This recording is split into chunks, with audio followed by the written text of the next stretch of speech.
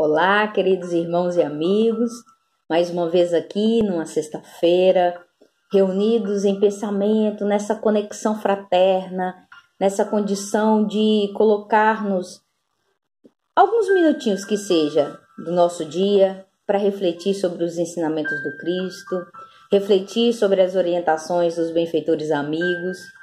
Eu fico imensamente grata por todos os que se dedicam a essa reflexão junto conosco.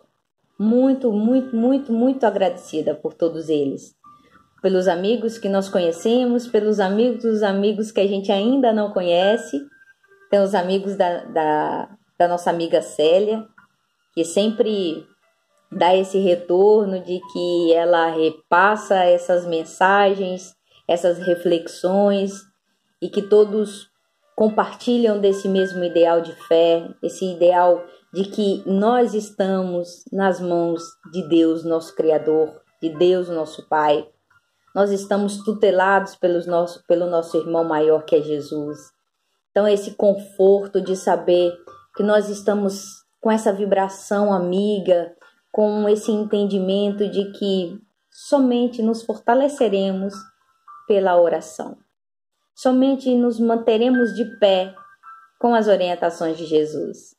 Então, para iniciarmos o Evangelho, elevemos o nosso pensamento ao alto, rogando a Deus e a Jesus que neste momento de Evangelho nos envolva, nos acolha, nos fortaleça, que os benfeitores amigos presentes nos intua do bom entendimento da lição, que possamos colocá-las em prática, vivenciar na nossa vida, no nosso dia a dia. Pedimos por todos os que sofrem, encarnados e desencarnados, que este momento de reflexão seja luz e irradie por toda a nossa comunidade, por nossos familiares, amigos, pela nossa comunidade que se encontra tão desesperançada, que as vibrações de amor possam alcançar os seus corações aflitos. E assim sendo, certos do amor de Deus, do amor de Maria, nossa Mãe Santíssima, da misericórdia divina, pedimos a permissão para iniciarmos este momento de estudo e de reflexão do Evangelho. Que Jesus nos ampare hoje, agora e sempre. Para a nossa reflexão de hoje, Joana nos indica, olha que lição belíssima, aprendizagem pela dor. Quem de nós não experimentou a dor? Quem de nós nesses dias atuais não se viu, um momento ou outro, embaraçado aí com a dor, ou que não estamos vivendo a dor? Refere-te à dor como se ela te constituísse punição imerecida, injustificável interferência nas atividades da tua existência. Armas-te de revolta e investe contra o sofrimento, tombando em crises de desequilíbrio e alucinações de decorrência de enfoques defeituosos do atavismo utilitarista que te assinalam a vida. A dor, no entanto, resulta de uma necessidade imperiosa para a evolução. Faz parte. Sem ela, dificilmente conseguirias bendizer a felicidade, da mesma forma que sem o concurso da sombra, não te daria conta da elevada mensagem da luz. Não conhecendo a enfermidade, sentir-se-ia sem condições de valorizar a saúde. A dor pode ser considerada como fórceps de que se utiliza a vida para arrancar belezas da alma calceta que jazem prisioneiras das couraças do primitivismo ancestral. Quando, no entanto, o ser é lúcido e acessível, a dor nele funciona como um arco delicado que tange no violino dos sentimentos leves acordes de uma balada sublime de amor. Não é o nosso caso, né? A gente ainda se revolta no momento da dor. Com seu concurso nascem os heróis e se forjam os santos. Fazem-se companheiros das características nos nobres e é irmã da reflexão, cujo concurso invoca ao instalar-se no imo da criatura humana. Podemos lembrar aí um número incontável de criaturas que souberam sublimar a dor, que souberam passar pela dificuldade de maneira resiliente, de fato, né? Não é resiliente como nós somos. Somos, mas não somos. É uma resiliência que no momento da dor compreende a sua necessidade sem maldizer, sem acreditar que aquilo ali é uma punição ou sem acreditar que é uma vítima da circunstância. Podemos citar Francisco de Assis, o nosso paizinho, como os seus tutelados o chamavam, e que muito adoentado, muito fragilizado, de saúde muito delicada, já cego, com a morte ali sendo uma realidade na sua vida, na sua existência, e que cultivava com tanto amor, com tanto cuidado a sua horta, o seu jardim. E aí um dos seus discípulos questionam: paizinho, e se a morte o viesse visitar agora? O que faria? E aí ele sabiamente respondeu: continuaria cuidando do meu jardim. E esse cuidar do jardim de Francisco de Assis não é meramente estar ali lidando com a horta, com a planta, com a terra. É continuar cultivando a sua leveza espiritual. Continuar cultivando essa plenitude no ser, que não se angustia com a iminência da morte, com a proximidade da morte. E neste momento nós estamos tão apreensivos com a possibilidade da morte que nós ficamos perturbados. E nós precisamos continuar cuidando do nosso jardim, cuidando da nossa paz interior. Mantermos imperturbáveis, porque não é para desmerecer a vida de maneira alguma, mas é reconhecer que façamos da maneira que for. Quando chegar o momento, este nos será óbvio e fatal. Mas somos espíritos e cultivar a paz interior é o que vai edificar o nosso espírito, o nosso entendimento.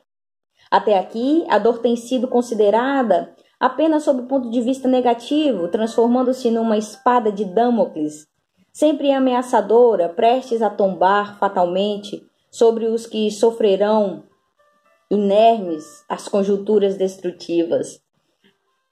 Joana cita aí a espada de Damocles, e é um mito, né? Uma história que havia o rei Dionísio, um rei de um lugarzinho da Sicília, e Damocles era amigo íntimo desse rei, desse Dionísio, e tinha, como todos aqueles outros ali próximo ao rei, um fascínio pela vida do rei. Achava que era uma vida de glamour, uma vida de facilidades, uma vida cheia de condições ali, diferente dos seus servos ou diferente dos seus amigos. E Damocles vivia a dizer para Dionísio que cobiçava de fato a sua vida, que queria ter a sua vida. Porque ele tinha a mesa sempre farta, ele tinha festas, ele tinha mulheres, ele tinha facilidades, ele tinha poder. E Dionísio já era uma pessoa madura, de experiência, e já tinha adquirido alguma sabedoria. E certo dia, com essas investidas de Damocles, ele propõe a Damocles: queres viver a minha vida? Então terás uma semana na experiência de rei. E aí ele convoca todos os seus servos e diz que Damocles seria rei por uma semana. E essa uma semana ele passaria por todas as situações que Dionísio passa, exceto resolver sobre as demandas de governo. Não faria isso. Mas passaria por todas as situações, escolheria situações para vivenciar. E ele adormece na cama do rei, aquele conforto. E na manhã imediata que ele vai tomar café, ele percebe que tem uma espada acima da sua cabeça, no seu lugar de assento, no lugar que o rei senta. E neste momento ele fica muito preocupado e questiona Dionísio: por que daquela espada? E aí Dionísio diz: essa espada, meu amigo, é para eu não me esquecer que durante o meu reinado eu fiz inimigos, e eu tenho responsabilidades. e essa espada é presa apenas por um fio, de maneira de que qualquer que seja um deslize da minha parte, essa espada pode cair e decepar a minha cabeça. Damocles não tomou o café sossegado. Damocles ficou ali, mal conseguiu saborear aquilo tudo. Veio a refeição do banquete, do almoço, e eis que ele percebe novamente uma espada acima do seu lugar de assento. E aí Dionísio diz, é mais uma vez para me lembrar que eu fiz inimigos, esses inimigos podem envenenar a minha comida, então que eu preciso estar atento sempre. E Damocles, diante disso, mal tocou na comida, porque se viu ali em perigo diante daquela situação. Chega a noite, ele vai repousar na cama do rei, mas desta vez ele percebe que acima da cama também tem espadas. E Dionísio diz, é para eu não me esquecer que eu tenho responsabilidades, tenho inimigos e tenho várias circunstâncias que eu devo me preocupar. Então aquele rei não se alimentava com tranquilidade, não dormia com tranquilidade, ao contrário do que o seu amigo Damocles acreditava, porque nós temos essa mania de ver apenas o superficial, de ver apenas o que é fácil, as facilidades do outro. A grama do vizinho sempre é a mais verde, não é verdade? Então a gente olha diante de uma situação, de uma circunstância, e olha assim, poxa, aquela pessoa vive uma vida tão boa, mas nós não sabemos o que vai no íntimo da criatura. Só cada um de nós é que sabemos a dor e a delícia de sermos o que é, né? Já dizia o poeta, a poeta. Então, Damocles aprendeu de que a espada está ali sempre numa linha tênue da felicidade e daquilo que nos vem como punição. Então, examine-se as vidas dos artistas, do pensamento e das artes. Consultem a existência superiores dos mártires, dos apóstolos, de todos os tempos e de todos os fastos históricos, e logo encontrará o burril da dor trabalhando-se e embelezando-os, a fim de que a sensibilidade deles, apurada, pudesse erguer-se às regiões onde predominam a beleza e a inspiração. De lá, transferindo-se para os olhos, os ouvidos e as mentes do mundo sensorial, transformando-se em estímulo e ascensão e a liberdade.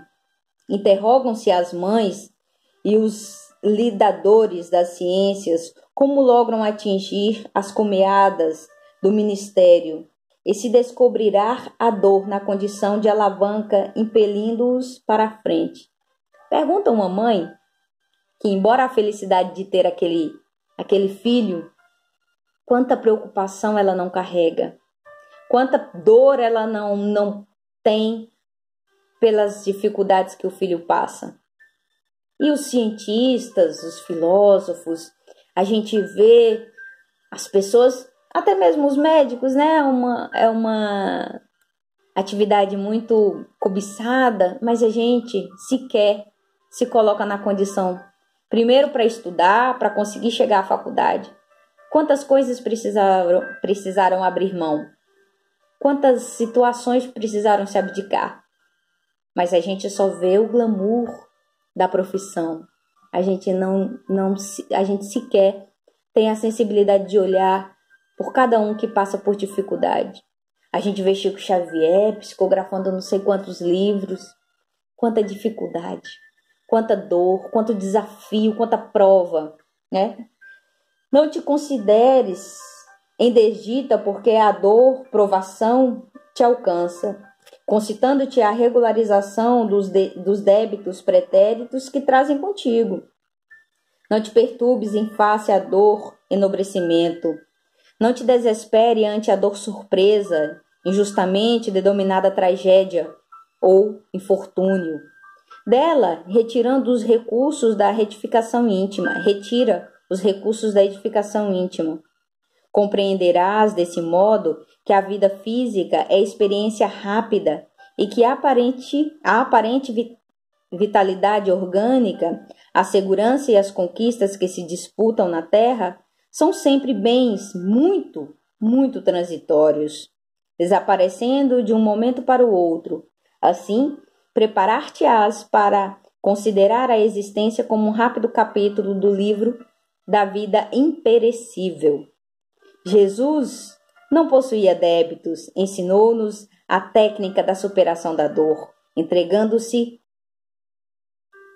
a tudo com tranquilidade, às determinações divinas mediante o sofrimento por amor. Já que a dor faz parte da programação e do crescimento na terra, é irmã e benfeitora que deverás receber com dádiva superior para a felicidade que lograrás logo mais. É claro que nós não podemos romantizar a dor e tê-la de maneira gratuita. Assimilar e assumir, doer e ficar ali naquela situação de apenas sentir-se dor. Não. A dor é aprendizado. É a pedagogia divina para nos ensinar a reconhecer que somos fortes, que podemos superar desde que de nossa parte haja a condição, o envolvimento, né? Que nós façamos esse retorno em busca do crescimento espiritual e moral, lapidando esse nosso espírito tão embrutecido. E aí Joana faz a orientação, que é a instrução dos espíritos, bem mal sofrer, que está no capítulo 5 do Evangelho, bem-aventurados os aflitos, o item 18, bem mal sofrer, que é a instrução dos espíritos. Quando Jesus disse, bem-aventurados os aflitos, o reino dos céus lhe pertence, não se referia de modo geral aos que sofrem, visto que sofrem todos os que se encontram na terra. É o mundo de expiação e prova, né? Quer ocupem tronos, quer jazem sobre a palha, mas poucos sofrem bem. Poucos compreendem que somente as provas bem suportadas podem produzir-los ao reino de Deus. O desânimo é uma falta. Deus vos recusa consolações desde que vos falte coragem, porque Deus é amor. Deus é bondade, é misericórdia.